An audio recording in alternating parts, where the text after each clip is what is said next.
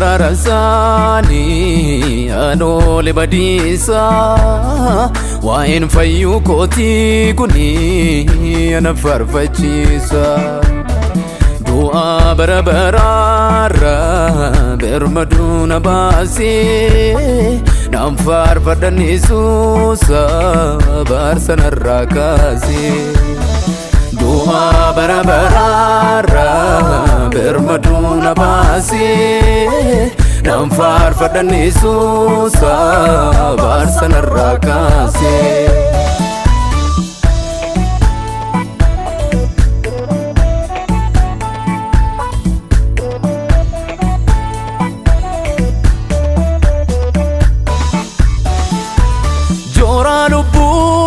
fayise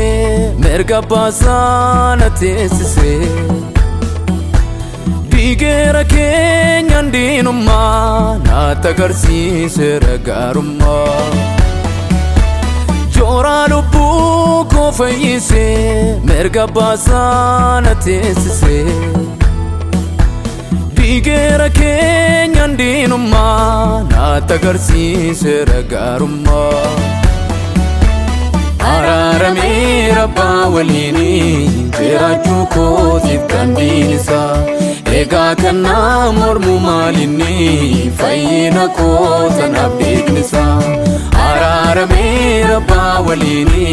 jirachu kotif kandinisa ega kanna mormu malini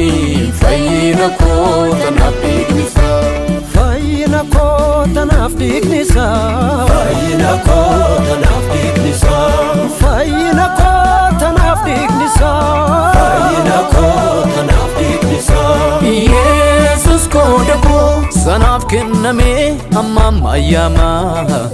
Jesus ko dako frelu buko sitanwa mama Jesus ko dako kusa jirenya anke sargame Jesus ko dako wa marafala bagansi wa mame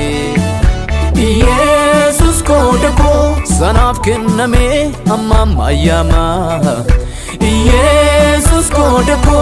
frelu buko sitanwa mama Jesus ko dako kusa jirenya anke sargame Jesus ko dako wa marafala bagansi wa mame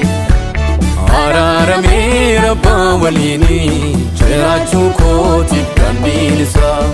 ega kanna mormu malini fayina ko tanabdinisa ararame rabba walini jirachu kotif kandinisa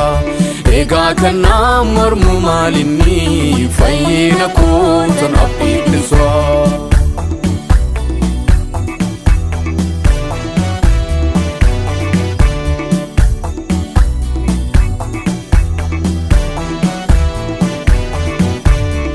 nan sodade kufetu moichis kan kotetu ambayra bilsa bidan rai kametu jirachun kosbe kametu kan ke tulfilsa nuake famta ni kabajamta ni wake famta ni kabajamta ni wake famta ni kabajamta ni wake famta ni kabajamta ni wake famta ni kabajamta ni wake famta ni kabajamta